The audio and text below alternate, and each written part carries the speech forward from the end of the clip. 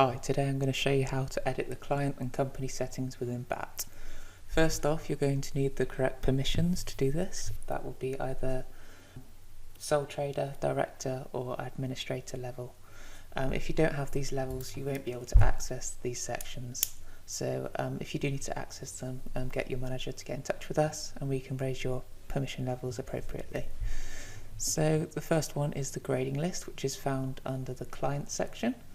And as you can see, it's got the management icon next to it, which means only people that are marked as sole trader, director or administrator can see that section. So we'll click into the grading list now and we can see the default grading list that we have here. We have bronze, silver, gold and platinum. But obviously you may have your own grading list or priorities and you can add them here by clicking the green add button. So you just put your level here, say level 1 for example, and then you can upload your own icon or you can use our preloaded icons here. If you want to upload your own icon, you just drop the file into this section here, and those icons will need to be 88 pixels by 15 pixels maximum. Once you've created the level, you just press save. So if we just go back here, we'll be able to see that level has been added here. To edit the risk levels, we go to clients and then click risk list. And here we can see all the current ones we have. We can edit these or we can add totally new ones by clicking the green add button at the top. So we could create one here called low risk.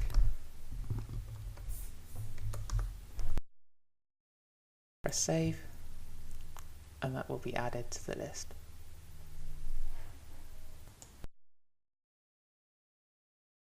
This is how you create a new user within BAT.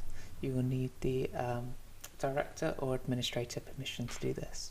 So you click company and then new user.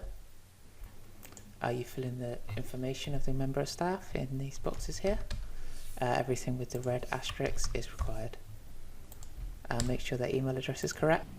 I will set the status as active for most members of staff, and the job role is RI if you want them to show up in the list of advisors when creating new business, or if they're not a registered individual you can set them as another permission level, but obviously they won't be able to advise or add business for themselves. Put the date they joined in, save changes, and then the new user will be sent an email with the login details for the system. To set up task types within BAT, we go to company and then task types, where you'll be presented with all the current task types that you have. To create a new one, we just click the green button up here, give it a name,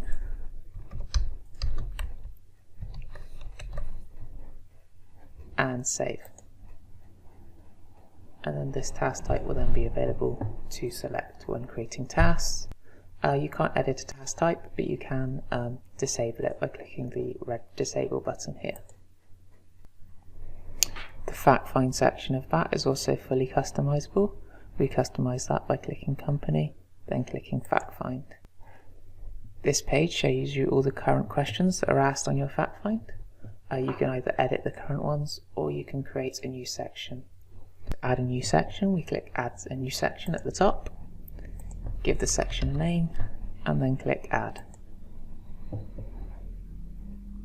And then to add a subsection to this section where we can add questions, we click the plus icon here. Press add and the subsection will be created. In the subsection we can create questions by clicking the add button again.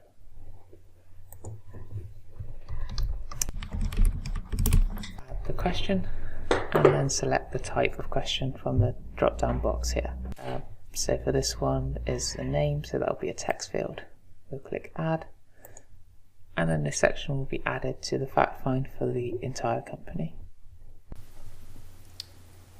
This is how you edit users in BAT. First of all you go to company and then select the user list. This will show you a list of all the users within your company. And from here you can edit the users or edit the users' permissions. You could also delete users if they're no longer working for the company. So if you wanted to edit the permissions of one of your users, you can do that here by clicking the key icon. Clicking the key icon will give you this page here, which shows you all of the current permissions they have. And you can click here to disable or enable each of the permissions. There's the view permission, the edit permission, and the company permission. The view permission will allow them to access their own items. The edit permission will allow them to view and edit their own items. And the company permission will allow them to view and edit the item for all members of staff within the company. We can also edit the user's details by clicking the orange icon here to edit. For example, if they change their email address or name, you could do that here. So we can change this here to Smith and then press Save Changes, and that user will be updated. You can also update their job role in this section as well. From this drop down list here, you can select them and then click Save Changes.